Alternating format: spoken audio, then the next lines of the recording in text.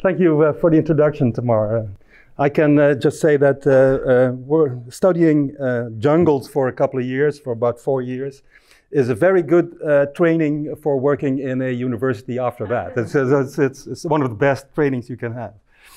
Well, this is what you already told, so I can skip this. I've been around for 32 years here, so I can, last 3 years I've been working together with a team of people on the PEP project, and we'll get into more detail of that later on. This is what we want to talk about, what I want to talk about. Something about privacy, something about security, as an introduction to what we're doing all the time in this PEP project. The snake oil is very interesting. We'll come back to that. First of all, the project we do is supporting a biomedical research study, and biomedical research studies is this field of science is a field that is very broad. It has a lot of disciplines that connect to that, and they all have in common that the data that are collected for these studies are personal data, and sometimes sensitive personal data, and this is a challenge in itself. Now you can see here that some people think that this challenge is too big. This is a newspaper article which occurred last week in the Financial Dagblad, daily newspaper, in which people stated that it was too difficult for them to do research because of all these strict privacy rules. I very much object to this point of view, because there's many ways of doing things right. And you can, if you don't want to do things right, then you have to refrain to these kind of statements. So that's something that we must all bear with. The biomedical research is also always personal and sensitive data. This is, has some risks in it, because in the case of a a data breach, this can be, if this would occur, this would be harmful to all the participants in the study to begin with, but also it would be would lead to big reputation damage for the researchers involved, because they have not met their obligations to handling these data in a correct way. And in the last place, it would be undermine people's trust and willingness to participate in future research, which is also very bad for the area. Also, legal requirements, of course, are strict if you want to work with biomedical research data. And if you don't do it right, then you can face very large repercussions, fines and so on. And ethical restrictions apply as well. These go beyond the legal requirements that are at stake, but you should always ask whether it's legitimate to ask people to give their data, to answer questions about their health or whatever. This is something that goes much further than only personal data. In my opinion, it is that this area is so broad and it touches so many things that a multidisciplinary approach is necessary to do this the right way. If you look at the legal requirements, there are some aspects to that are very important to recognize. First of all, the legal basis of doing research must be there. So in the GDPR, there are actually 7 possible basis of using personal data. One of them is consent, but there are 6 others. It must be one of these 7, because otherwise you cannot work with these data. In research projects, and certainly research projects that we're involved in, people are asked to provide data, so this consent is the only way of doing this. There should also be a well-defined purpose, proportionality. You should apply principles of data minimization, not collecting more data than needed to answer your questions, and you should not hold data for longer periods than is necessary to answer your questions. And if you can do it in another way, that's a subsidiarity, then asking people to provide personal data, then you should do it in another way. That's something that's also included in the law. The transparency that you should apply is also important. Subjects have rights to correct, inspect and correct, or even delete data if they request that. And a very interesting thing, which is in the GDPR as well, in the law as well, is that while processing personal data, you should apply principles of privacy and security by design and by default. Now, this is something that is in a childhood stage in many cases, but that's something that needs to be applied in order to be successful, and I come back to that later. If you look at the law, there's a whole series of laws that apply to this. There's a whole history of that. I will not go into detail of that history, but in 2018, the GDPR has replaced our Personal Data Protection Act, which is actually, if you look at it, in more detail, things have not changed that much. In the public area, people think, like the people in the newspaper, that it has become very much more strict than it was before, or things have become impossible, while most of these things have not changed at the introduction of the GDPR. They were already in place in the former law, but only this law was not respected very widely. That's more of a problem to that. If you go beyond the legal requirements, you also get to the fact that privacy is also important and is a much broader concept than just personal data.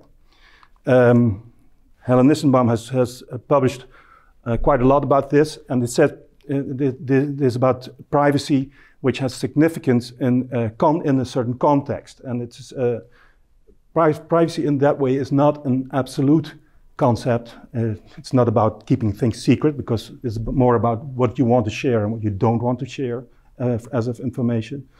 And it's also not exclusively related to protecting these data, what many people think. And it is not just a personal thing. To illustrate this, I have here a picture. This is my family.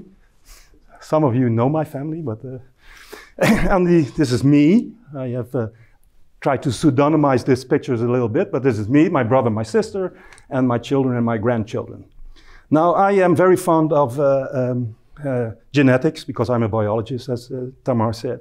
So I want to have my genome sequenced, and this is not too expensive, let's say a couple of $100, and I have my genome sequenced, and it's such a nice genome, such a nice DNA sequence, that I want to publish this on my website, because everyone can see then how beautiful my DNA is.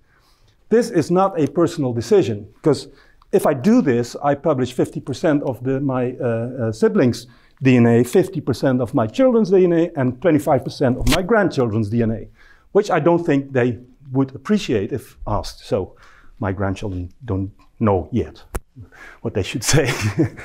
But that's why it's not just a personal thing. The same holds, and I've seen, for instance, project proposals where people propose to analyze WhatsApp communication to see how communication differs from other types of communication. And they ask consent for people to share their WhatsApp communication. If you do that, you share also all the WhatsApp communication of the people you communicate with, who have never given their consent to do this. So that's not just a personal thing. And in our daily lives, we live in a natural way in different contexts. Let's say the home, sports club, or at work, the doctor's office, or whatever, the supermarket. And in any of these contexts, we find it in a natural way. We know what information we share and what information we don't share. We don't share the information that we share in the doctor's office with the Albert Heijn, for instance. At least I don't. Or come into the Albert Heijn and they say, the doctor just told you should drink less, so you don't buy this beer today. Something like that. You don't want that. So we are used to keeping all this information in the right context. If this context is broken, then this is always a kind of shock. And this is a very nice example. It was a recent example. You can see that a 2 months ago. One of the big banks in the Netherlands said they were going to use the information they have on your payments to to offer you all kinds of nice insurances or other stuff, and to sell this information also to third parties who can then make you offerings that you cannot refuse at any point in time. Fortunately, this is the second intent that they did. A couple of years ago, they tried it again also, and so many people ran away to other banks that they stopped that. But now they did it again, and probably this is not the last intent. But now the National Data Protection Authority has decided that it is not allowed to do this in a certain way. If this holds, I don't know, but it's a nice discussion going on, and it's about breaking context, where also the National Data Protection Authority is very aware of. There are companies that make a living about this, breaking context, so they offer you a nice email or a nice Facebook or whatever, and you think that is about the things that you get, but it's only to get information from you and to sell this to other parties or to manipulate you, like in the Cambridge Analytica files where political manipulation was also part of the game. So this is not, this is always very important to consider if you look at these points. And if you see what a certain person, there's a certain, I don't know him very well, but it's Mark Zuckerberg, and he said that having two identities for yourself is a lack of integrity. That means that is in the way of making a lot of money. That's what lack of integrity means. This is something about security. If you have security, this is about regulating access to all kinds of assets. This can be infrastructures or valuable information. And it's about threats that are threatening the integrity or unintended access, and controls that you exercise to control this. Now, security is not a state that you're in. You're never secure. Security is always a process that you're in. It is a continuous improvement process, because threats change and measures that you can take change constantly, which is the same for the balance between cost and mitigation. Cost of mitigation is also changing permanently. Bad guys are always ahead, that's true, and so 100% security is impossible. But you can try to manage this by having a circular or approach, where you constantly review your the threats that are there, or the weaknesses in your infrastructure, and try to manage those by applying all kinds of measures that you can take. Checking those, doing penetration tests, as well as all are parts of this cyclical approach. And the information, the measures you take, you can get those from all kinds of published best practices, baselines, and all kinds of standards. But this is all very limited. Getting a certification is something that you can do. Mostly it's not saying very much about how good your security is. It only says how good you have managed to complete a checklist. And why is this so difficult? If you look at a simple, any type of application, you can see that in order to provide you with with functionality, there's a lot of different layers of infrastructure, information, management is involved, and all these layers have their own people managing them who have to do their best, and this cyclical approach, but there's a lot of border cases there. Now, this is very difficult to manage, and I have a kind of metaphor here, which comes from the Erasmus building, and what can possibly go wrong in such a situation. Well, I have here an example of a bicycle park. This is the bicycle park in the Erasmus building. And of course, you can see there are two kinds of bicycles in this world. The cheap ones, which are on the right, and the expensive ones, which are on the left, because they are behind a fence. And this is a very strong and expensive fence with a very strong and expensive lock on there. It's an electronic lock. And if you look at it from the inside here, you can see that it is even protected with a tube so that you cannot open it from the outside, and a mesh on the door so you cannot open it manually from the outside. This person who made this did a very good job. The only thing is, it is another person than the other person who put the fence there in the first place, because if you look at it on the other side, nobody ever put a mesh on the left side, so you can easily come in from here and open it manually without any other action. Now, also, if you leave the door open, it doesn't shut by itself. So this means that this is a border case. Somebody who bought the fence thought he was doing right, and the lock and so on. Or somebody who put the door in thought he put the door in according to all the standards that were available, but the complete picture is not working because there is obviously things are not in place, and all these things where multiple parties are involved are very vulnerable to these kind of things. You see this in many ways, many aspects, and many different forms coming back in real life. Is this one certified? Probably the companies are certified. But if it's different companies, they are both certified. So the entire thing is not certified. That's a very good question, actually. I have tried to, in my former roles, I have acquired all kinds of infrastructure or applications or services. And many times you get back that a party is certified, but if you look into what they're certified for, it may be the housing, this is the lower part where the servers are, or the network, but it was almost never it's the entire chain of control. And so that's also always something which even if this is the case, then you still see these kinds of effects occurring. Well, it's, it was to get back to all these points of contact where you can find nice things. I have another one here. If we have confidential information, don't put it in one of these. There's a paper container, waste container. We have special waste containers for confidential information. These are metal ones with wheels, and you cannot open them. But on the other hand, and if they're full, then you can see this. I don't know where you can read it, but this truck here says secret service. So they come by and they get your, empty the thing and destroy the paperwork. So that's very good. But if you look in the building, I came across this paper container which was in the basement next to the expedition.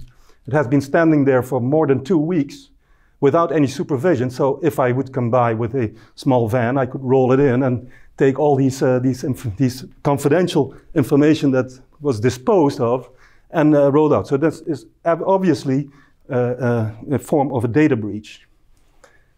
Here is a simplified version of the data breach. There is a problem, you fix it, you report it, and there's usually clouds involved. So that's something that is very common. And this is a simplified version. This is the real version. So this is what it is actually looking in most organizations. And I dare say that I know quite well how this functions. This is an example with some numbers. Here you can see all kinds of security breaches in the last couple of years, and the numbers are number of people whose identity was leaked in some way. And the color, the more intense the color is, the more sensitive is the information that was leaked. So you see this happens on a very large scale, and for very many people, it affects very many people in this world. If you look at reported data breaches here, this is what is reported to the National Data Protection Authority in the last years. It doubles every year. So let's see how far we get if we are a couple of years more. But I think this is only part of the picture. This is the situation here on campus. From a report, I drew this from another report. Here you can see the data breaches reported to our computer emergency response team, which is the place where they should be reported. And as you can see here, there are three categories here. The blue ones is the ones that after analysis are discarded and say, well, this is not a data breach, so you don't do anything with it. Maybe another problem, but it's not a data breach.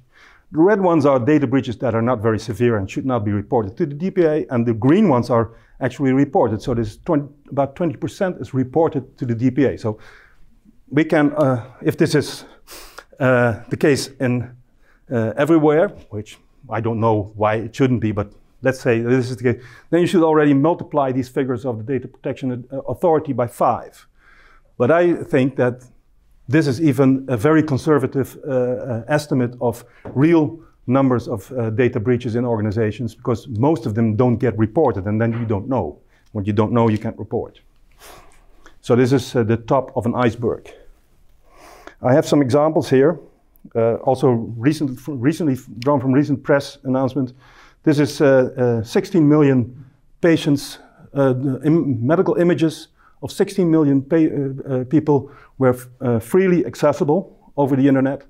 And this is typically a case of with fence case, let's say, where systems have been developed for a certain application, for a certain context, and are later on elaborated and extended, and things are built on, and these add-ons to the system are not in line with the actual security requirements that should be there if you would design it from the first place, from the beginning. This is somewhat older. A researcher who had a hard drive with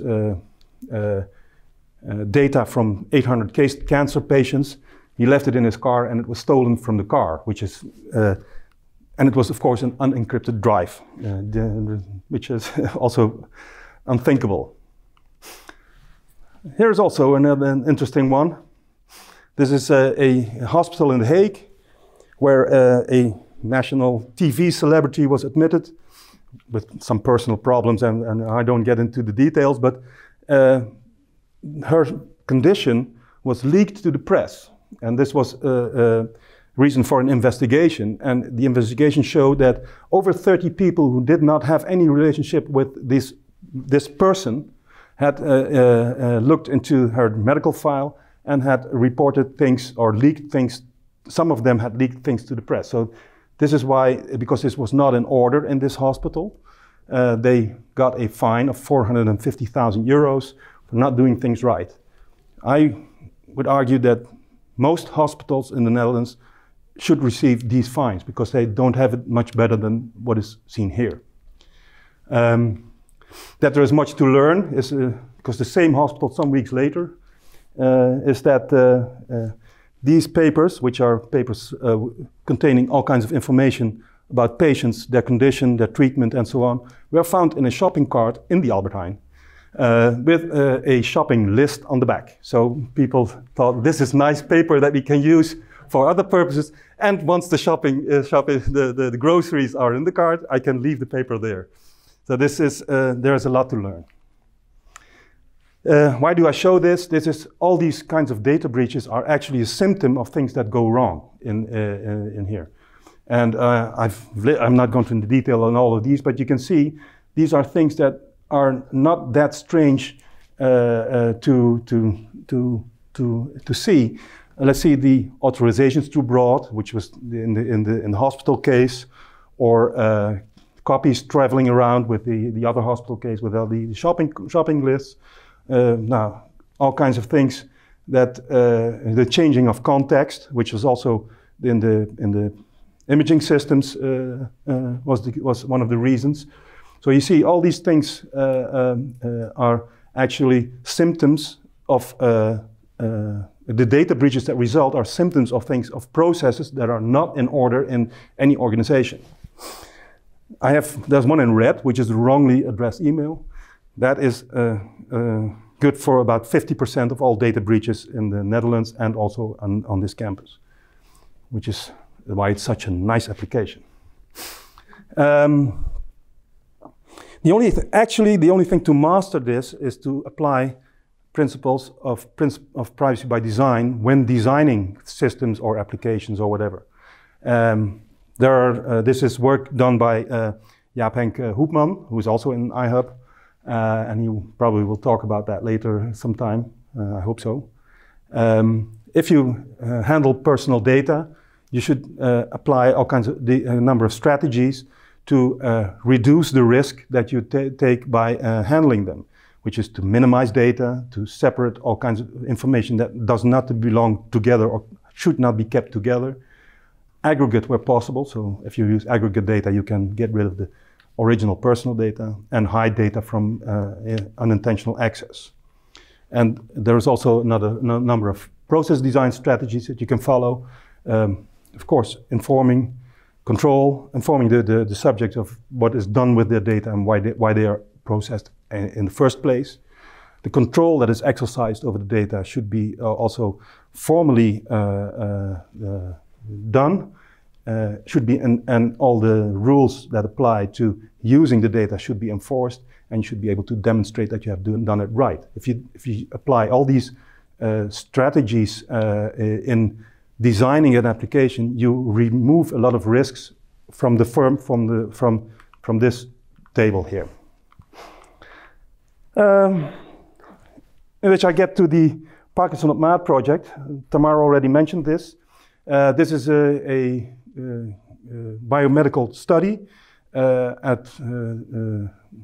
for studying Parkinson's disease, and it aims at profiling patients at a early stage of the disease in order to be able to provide them with the best possible care in the long run, because there are many differences between patients and also difference in the pace in which the disease progresses. And they want to have a better picture of that. Now, this is important, of course.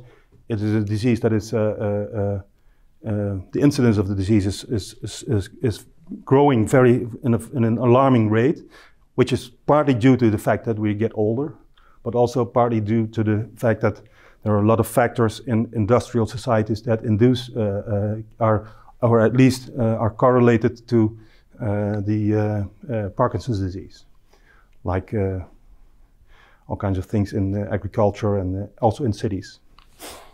This is what the project looks like. There are 850 participants. It started out with 650, but there are more now, because there are all kinds of add-on studies to it. They are followed over a period of 2 years, and a lot of data are collected. These data are clinical data, physiological data, wearable data, which is quite a lot of data, because the wearable is a watch. You can see this study watch here. Is that one? I don't know what it is. No, this doesn't work. The study watch, it has 8 sensors, and it is worn 23 hours a day for 2 years. So that it produces an enormous amount of data that later on can be analyzed for all kinds of movement, temperature, light conditions, and everything. So you get a very good impression about what a patient has been doing all the time. Also other genome, MRI. The total amount of data is 0.5 petabyte of data, which is quite a substantial amount of data. This project is largely sponsored by Verily, and Verily is a medical research company which is a subsidiary of Alphabet, and everybody knows, probably everybody knows Alphabet. Alphabet is the mother of Google, and also of all kinds of other companies that are in the same consortium. This introduces interesting questions. Why would we work together with such a party that is known for its hunger for data and breaking context? And the other question is, why would they want to work with us? Because that's also an interesting question. Well, the first one is, Verily is not Google. That's something that we must be aware of. It is a medical research company, and it has to work with all the rules that apply to doing medical research, which are also strict in the USA. That said, it is of course important to protect the data that they use, also from unintended access or unintended use for unintended use for other purposes.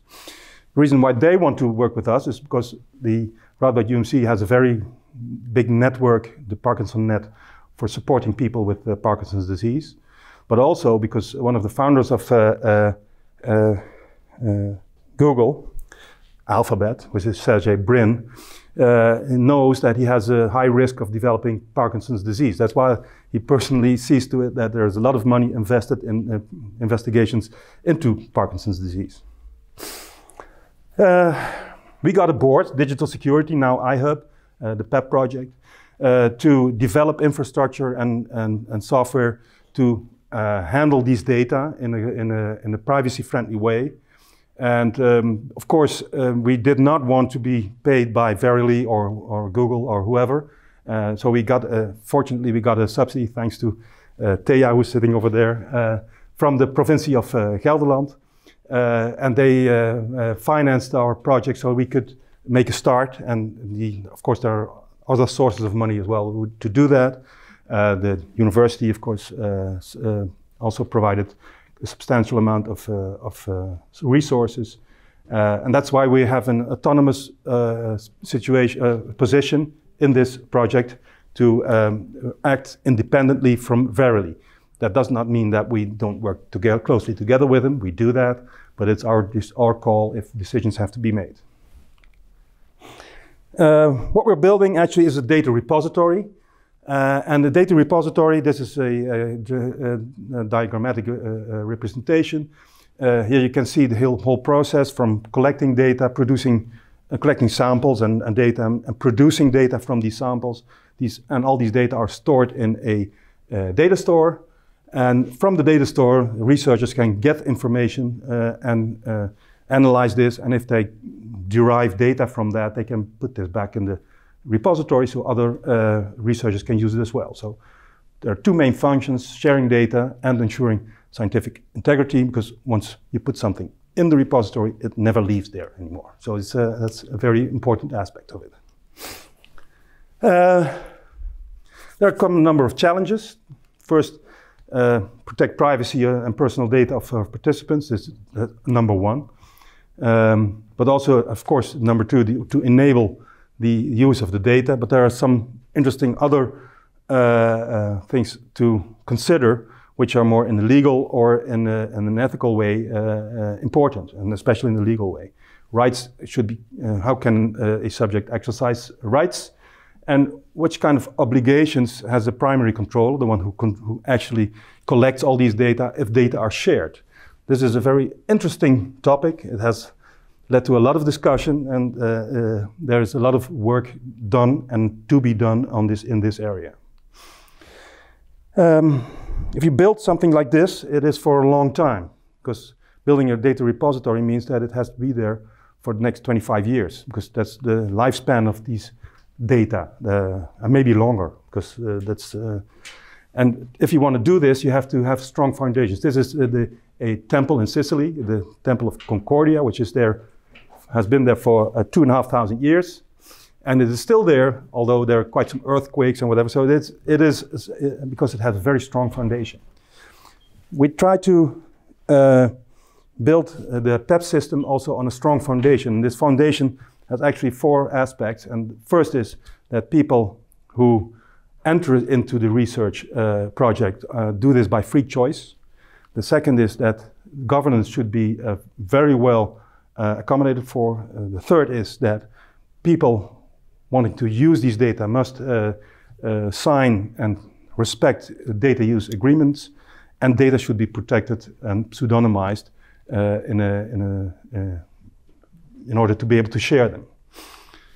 If you look at consent, which is a very important part of this, we have seen in the field that there is a lot of ways to do this. Most of them are not very well thought of. Let's say that I have seen consent forms that look more like an advertisement to participate in a project and not to inform people about what it means. I've also seen consent forms that are more like a kind of waiving all liabilities of the controller, that he has told you that, and that he like all these things that you know if you have to sign a license somewhere, and it is 25 pages of all kinds of gibberish that nobody understands. And it is not a sign by the cross. Here is a cookie. If you don't sign it, you cannot do it, and go on with it. You know, that's also not the case. That should also not be the case. The important thing is that people should be fully aware of what their risks are, and in this case, this context of this talk, it is the risks as connected to the fact that they give their data to somebody else. I have seen very few consent forms that say anything about this, and it is a very important aspect. And if it is not included, then you can argue whether this is valid consent, because the people are not. If you're not fully informed, then you cannot take a fully informed decision.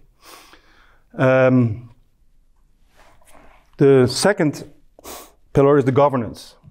This is also a very problematic area, because governance should be invested in the form of a person, a natural person who has all the obligations that are connected to the governance of these data. And if the person leaves, it should be transferred to somebody else. And this role, the governance role, ensures that all these data are used according to the limits that are imposed by, for instance, the purpose, which is in the consent form, in the consent or in the ethical approval. And also, the person holding governance must enforce all kinds of rules regarding the use of these data, because he's the only one that can do this.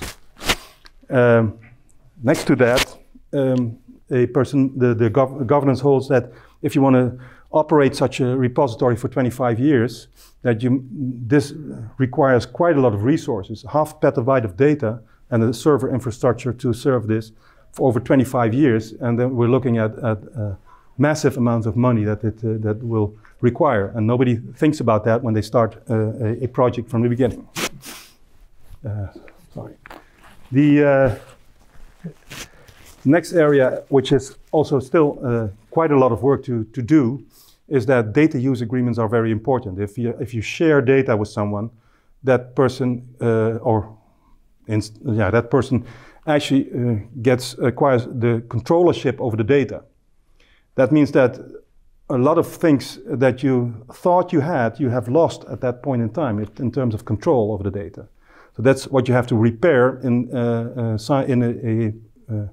data use agreement, which states, for instance, that you cannot pseudonymize, you should use the data only for a certain purpose, and so on and so on.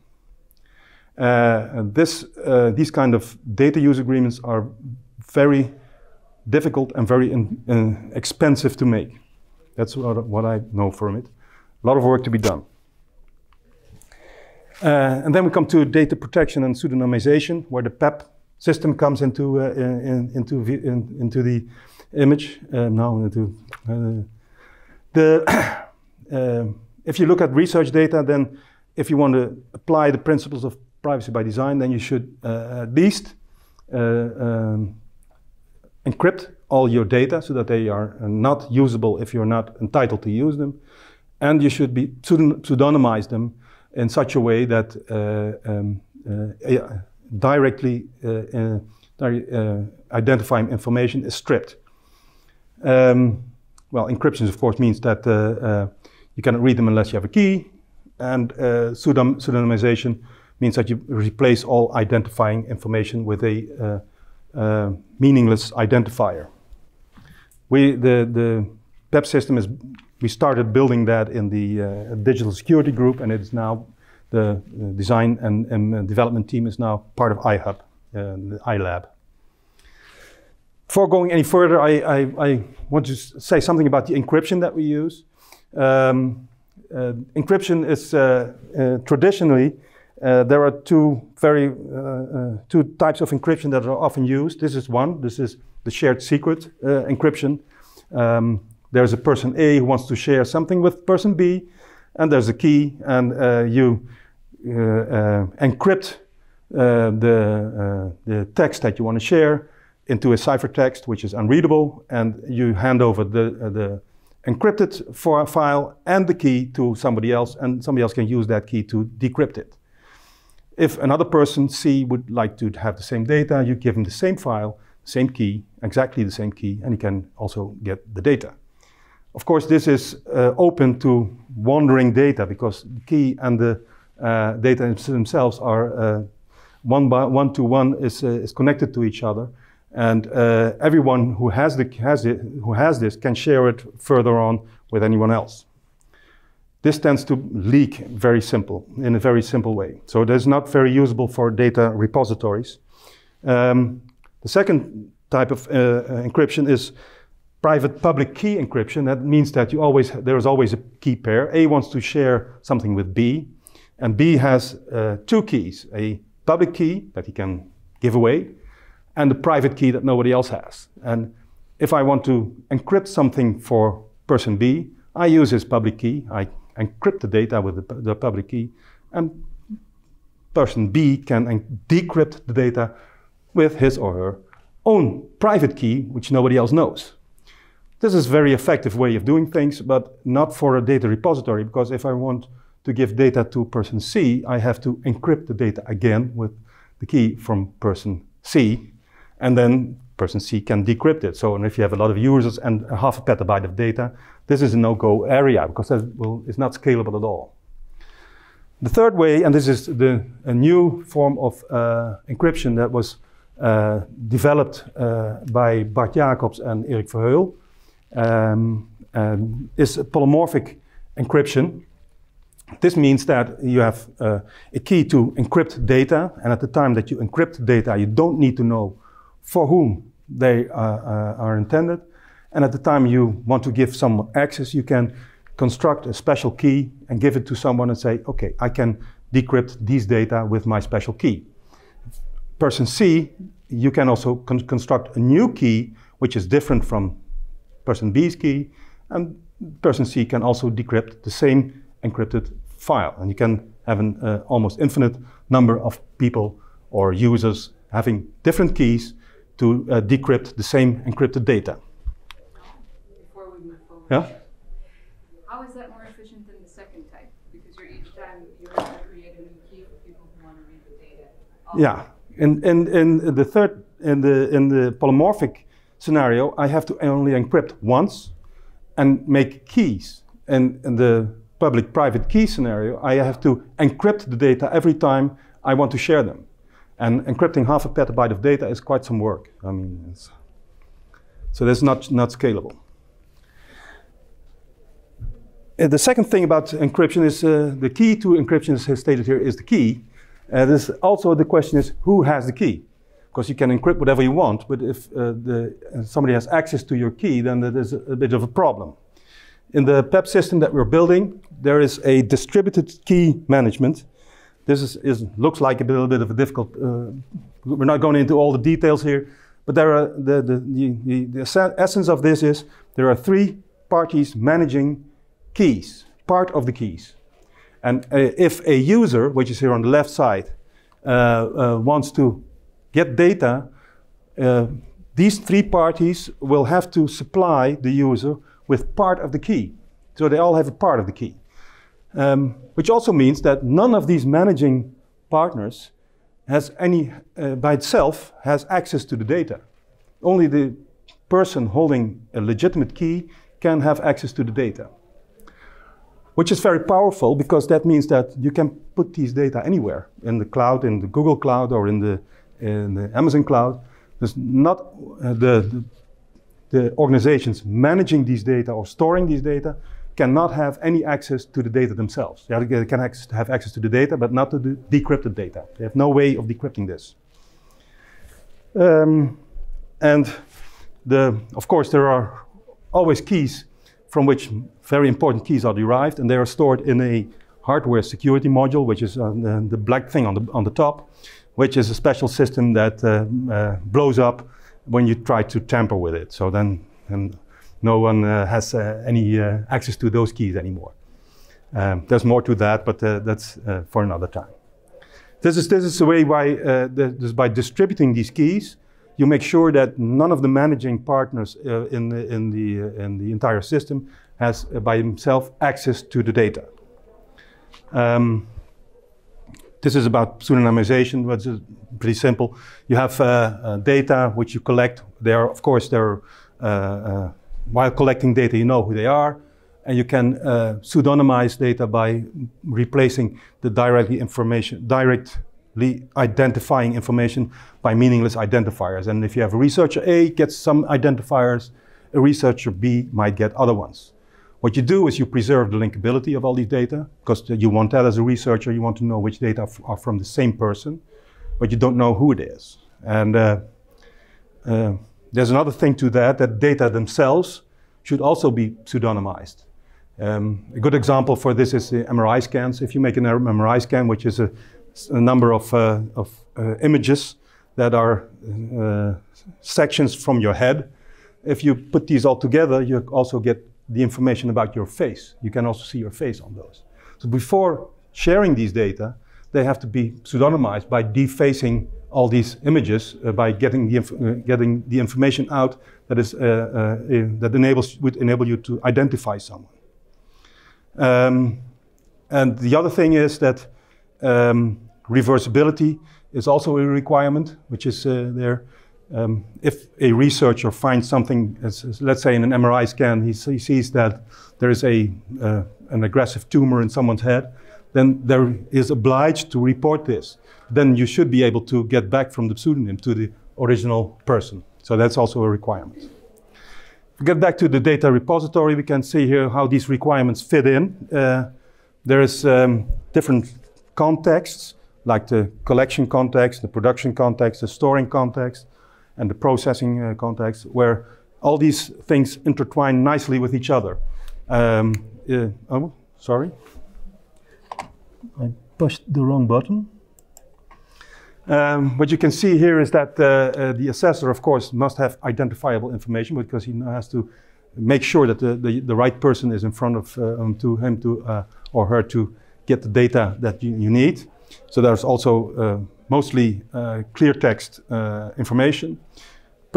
People producing data, they get samples, like say a blood sample goes to a lab, should not know who this concerns. So from there on already data streams get pseudonymized. And data are unlinkable as soon as they leave the context of the data collection of the assessor. In the repository themselves, everything is encrypted, unlinkable without key, and all data are encrypted and pseudonymized. And as a researcher, once you obtain data, they are pseudonymized. They are clear text. You can decrypt this, and they are linkable to a polymorphic pseudonym. This is a summary of that.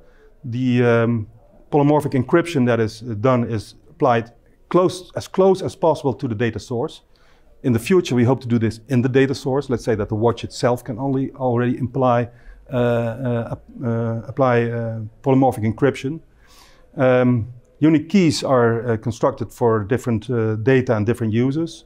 And decryption takes place only in the target processing environment. So a user gets data in an encrypted form and can decrypt them in the environment where he wants to process these data. All data streams are based on unique pseudonyms, and all pseudonyms are unique and persistent. So you always get the same pseudonym if it is the same person that it relates to. Yeah, you can see this in a diagram. Get rid of this one here. This is while collecting data, you can see that the PEP system provides all kind of pseudonyms that are placed on stickers and tubes, and from there the entire flow goes to all kinds of labs, and when they come back, these sticker information can be used to upload the data, and once uploaded, the original pseudonyms that were attached to it lose every significance. They are not used anymore. This is how the assessor sees it. The assessor has an interface here to manage all these pseudonyms, print stickers, and register all kinds of information about devices, for instance. And this is so this is information that is used in the context of gathering data. This is the use case of using the data. A researcher that wants data has to request these from the person holding the governance, which is the principal investigator, Bas Bloem in this case. And there is you need to meet certain criteria based on, and you have they are evaluated by a review board. And in case of a positive decision, the research board says, okay, you're authorized to use data from these subjects and these variables. Let's say DNA, ECG in this example, MRIs, and some questionnaire. The researcher then gets access to only the authorized data, and he gets a key which is valid only to decrypt these data and no other data. And he gets also unique pseudonyms, cryptographically derived pseudonyms for these subjects. And in the user's processing environments, these data can be decrypted, and if any data are derived, they can be re-uploaded later on to the repository. This is what data up and download does. Then the scientific integrity thing is that data cannot be erased from the repository. Also, if somebody withdraws consent, you cannot delete data from the repository. What you can do is not hand them out anymore to any researchers, which is actually the way it is done. Data, however, can become invalid at any point in time. Let's say that you get a report that the machine used to make the MRIs had a fault between date 1 and date X, date 2. And these data are not valid. And you can mark them as invalid data, and they will not be given to anyone anymore for doing research because they're not good data. But on the other hand, you might have given them already for another research project to someone else who published a paper on those. So in case of scientific integrity, somebody must be able to reproduce the same research using exactly the same data. So you can do historical queries of data that are valid at a certain point in time to repeat any research that was done there. If we summarize the results, during the data collection phase, samples cannot be linked. So data is unlinked. Different labs cannot compare data with each other. During transport to and from the repository and storage in the repository, data are encrypted at all times, so nobody can access them. The key management is distributed over multiple parties, so no single party can get access to the data. The authorization is very fine-grained, so you can make a selection of subjects and data columns. And historical queries are possible for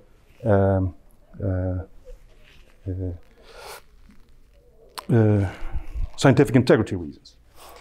Now, if you look again at the design strategies, you can see how they are applied. The data that are given to researchers are minimized, so there is a requirement that there is an evaluation whether there is not more data involved than there or shared than necessary for the exact research project that was proposed. Information is separated, keys are separated over multiple parties, but also information is separated that directly identifying information is not stored with the data. Aggregate data is, of course, for this purpose not possible, and data are hidden from any access by strong encryption. And the process design strategies are also in place. The informed consent we did a lot of work on that to make this, especially the risks the risk part understandable for a layman. The control and enforcement is done by the data use agreements, and all processes in the system itself are auditable. So you can see every transaction is logged, and you can the logs cannot be changed once they are written. This is one important one. Privacy risks are not reduced to zero. You all know that data can be self-identifying. The best example is a picture. You shouldn't put photos in there, but if you were to put a photo in there in the repository, although it is encrypted, once you decrypt it, you could recognize the person who is on the photo. So that's something that is not allowed in this case. What is done if video or photo material is necessary is that these are transformed into derived data, and these data are stored in the repository.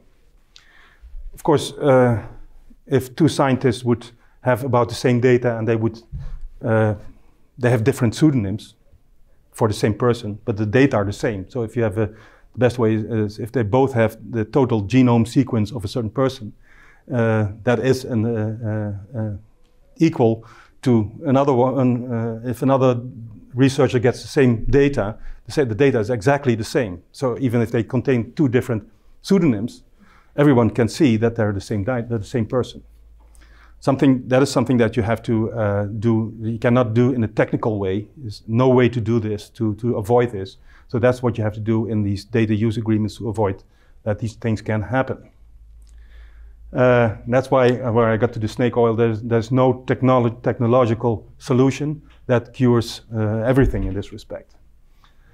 My conclusion there was that big data, cloud and privacy, all these things can be combined, but only if you take a truly multidisciplinary approach to this thing.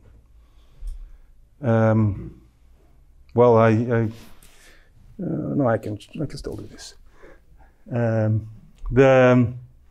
We're still working. The project is financed until December 2020, and we intend to finish before that. And we still have a number of things on our list that we want to improve or add or whatever. But the basic sales system is functioning and is used already for up and download of data. So that is already working as designed. We will be, until now, all data have been stored locally here on a local file storage system. But this will be, because it's such a big data set, this will be moved to the cloud, to the Google Cloud, within a couple of months, I guess.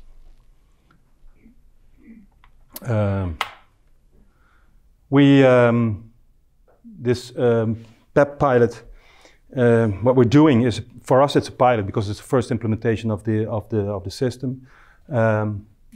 For the users of the system, the Parkinson's project it's not a pilot. It is a real production infrastructure, which they have to be able to rely on for the next 25 years. So everything that we do, and we always consider how to reduce the complexity of the system, how to reduce the managing effort that you have to put into it. And these are design principles that we are always reviewing with any change to see whether we can keep it as simple as possible, because it has to be a long-living thing. As soon as we can, we will publish all software as open source, so it can be used by anyone and modified by anyone who wants to do it, because this is not only because of public value, but it is important, but because transparency for these kinds of systems is a crucial thing to have, because everyone must be able to check whether there are no hidden backdoors or whatever included in that system. There are some new implementations next to the Parkinson's project that are on the way and also already using this. One is the Healthy Brain Study, where 1,000 people in the Nijmegen area are also followed over the period of a year, and a large body of data will be constructed that is used as a kind of biobank information to have a reference of a healthy brain of people in their 30s. Also, there's another project which is called Project Chronic Pain. There's a platform where all kinds of care partners are working together to streamline care for people with chronic pain problems. And data that are stored in that platform will be made available through PEP for research purposes to evaluate, for instance, all kinds of treatments, whether their effectiveness and so on, without having to know who the people are who are in there, whose data there are.